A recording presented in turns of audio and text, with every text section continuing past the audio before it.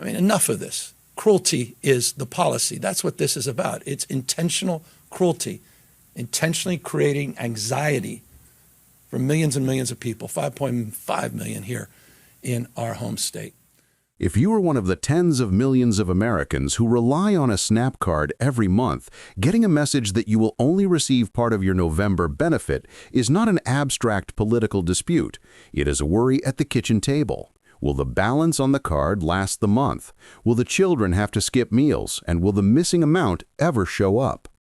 That sense of being suspended between the grocery checkout and Capitol Hill has turned November 2025 SNAP payments into a central point of conflict between the Department of Agriculture, Congress, the federal courts, and the states, centered on two highly technical terms that land directly on poor people's plates: the SNAP Contingency Fund and the Section 32 account. The broader picture came into focus in early November 2025. On November 4, the Department of Agriculture, through the Food and Nutrition Service, issued guidance on SNAP benefits and administrative costs against the backdrop of a federal government shutdown. The document stated that current appropriations plus the contingency fund were not sufficient to cover full monthly benefits as usual, and therefore states could only issue benefits within the limits of available resources to avoid violating federal budget law. According to mainstream news reports, the practical result was that many households received only about half to at most roughly 65% of their usual monthly benefit, at a time when food prices remained high. A technical memo quickly turned into a crisis of confidence for SNAP recipients across the country. The legal framework cited by the department is laid out in a legal opinion from the Government Accountability Office released in February 2025. That report explains that SNAP is an appropriated entitlement, meaning the obligation to pay benefits is tied to the availability of appropriations passed by Congress, including amounts deposited in the SNAP Contingency Fund. When annual appropriations are not enough, the contingency fund can be used in emergencies, as long as spending follows the purposes set in law. However, in its November 4, 5, and 8 documents, the Food and Nutrition Service stressed that total resources, including the contingency fund, still did not cover all of November's costs, so states were only allowed to issue partial benefits. Only after Congress passed a new continuing appropriations bill and the federal government reopened did the November 13 guidance allow states to make supplemental payments so that households could receive their full November SNAP benefits. On Capitol Hill, frustration with how the Department of Agriculture was using the contingency fund surfaced in two resolutions introduced at the start of November. On November 3, the Senate introduced a resolution declaring that USDA has a legal obligation to use the SNAP Contingency Fund and its authority to move funds between accounts to keep the program financed during a shutdown. On November 4, the House put forward a parallel resolution, emphasizing that Congress had provided $3 billion to the contingency fund in fiscal year 2024 and another $3 billion in fiscal year 2025 so that USDA could deal with situations like this shutdown. Both chambers cited the GAO opinion to argue that the contingency fund is part of the budget that has already been appropriated for use when needed to protect beneficiaries, not a pot of money that cannot be touched. In the judicial branch, the dispute moved into federal court. A judge in Rhode Island, according to Associated Press reporting, issued a ruling ordering the federal government to fully fund November SNAP benefits rather than pay only a portion. The ruling was based on case records showing that USDA had billions of dollars in the contingency fund and could use it to protect recipients, while plaintiffs and advocacy groups also pointed to the possibility of drawing on Section 32. When the administration appealed and filed an emergency petition with the Supreme Court, appendices to the filing showed that USDA argued that even if it used the entire contingency fund, which it put at around $5 to $6 billion, the agency would still be short about $4 billion to cover all November benefits, because SNAP's monthly cost is typically $8 to $9 billion. As Roll Call reported, this was the government's core argument. It did not deny the size of the contingency fund, but insisted that the money was still not enough to pay a full month of benefits.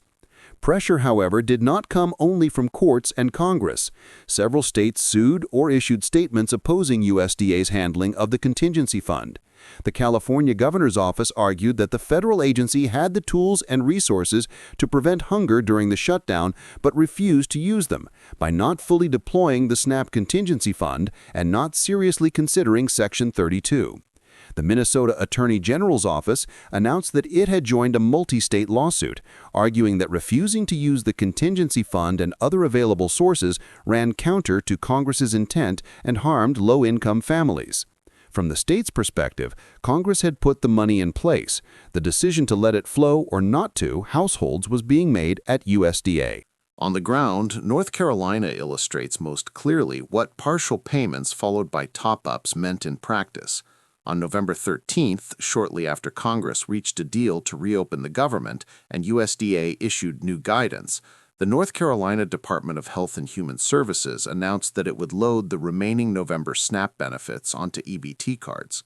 The release acknowledged that earlier, following USDA's initial shutdown instructions, the state had loaded only about 65% of the maximum benefit for more than 586,000 households, leaving thousands of households with no benefit at all. North Carolina also reminded the public that it had joined litigation against USDA for failing to use federal contingency funds to sustain SNAP, and framed the fact that recipients would finally receive their full benefits as a concrete win for families in the state.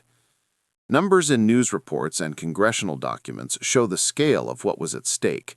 SNAP serves about 42 million Americans, including millions of children, older adults, and people with disabilities. The program's monthly cost is on the order of $8 to $9 billion. Congress has provided roughly $6 billion to the SNAP contingency fund over the past 2 fiscal years, with the balance at the time of the dispute described as above $4.5 to around $5 billion. Within that structure, once USDA allowed states to pay only about 50 to 65% of November benefits, the remaining shortfall immediately became a focal point. Lawmakers in states argued that the department had not used all the tools at its disposal, while USDA said it was facing hard budget limits and the constraints of laws such as the Anti-Deficiency Act. The debate over Section 32 adds another layer of complexity.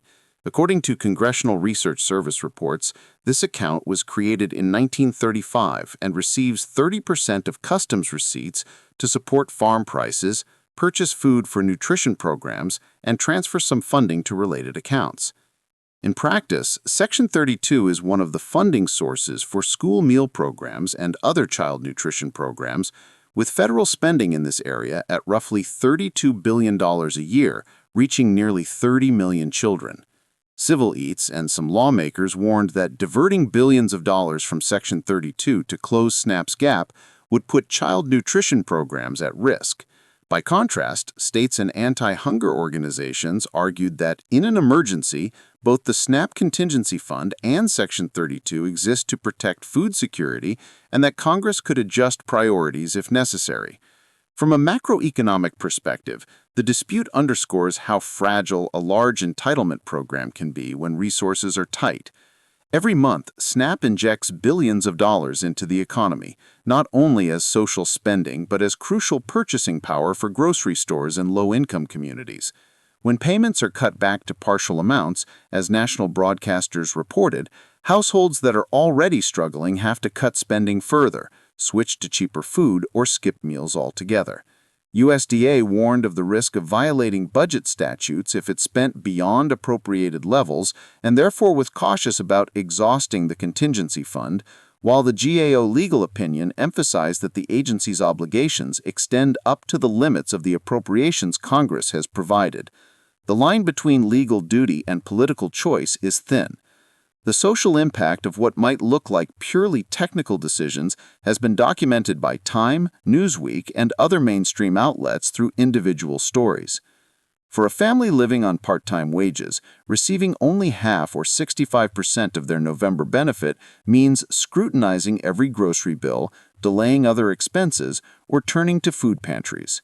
For an older person or someone with a disability living alone, SNAP benefits are often the most stable income stream each month, When that money falls short, they face harsh choices between medications and meals. Families with children, especially in states like North Carolina, where official statements note that more than 1.4 million people depend on SNAP, are among those hit hardest. Seen from that angle, the fight over the contingency fund and Section 32 is not an internal Washington argument, but a very concrete question about dinner for millions of households. Under pressure from courts, Congress, states, and public opinion, the situation shifted once Congress passed a new stopgap spending bill and the federal government reopened. The November 13th guidance from the Food and Nutrition Service directed states to ensure that households received their full November SNAP benefits and spelled out how to use newly approved funds to cover what had previously been paid only in part. According to Time and Newsweek, many households would see two separate deposits that month, one partial payment funded earlier from the contingency reserve and a supplemental payment to bring them up to their full benefit amount. The release shows states moving quickly to implement the new instructions, transitioning from being allowed to load only partial benefits to restoring full benefits for their residents. In retrospect, the chain of events around November 25th SNAP benefits shows that the mechanisms intended to protect food security remain vulnerable even when tools like the contingency fund and Section 32 exist on paper. Reports from the Congressional Research Service, the GAO's legal findings, resolutions in both chambers of Congress, court rulings, and state press releases all point to the same underlying reality. Behind the multi-billion-dollar figures in federal accounts are very specific meals for low-income people, older adults, people with disabilities, children, and precarious workers. Although households ultimately were assured of receiving their full November benefits, the turbulence of the early weeks of the month exposed gaps between legislative intent, how the executive branch exercises its budget authority, and the level of protection beneficiaries actually experience. Going forward, what bears watching is not only new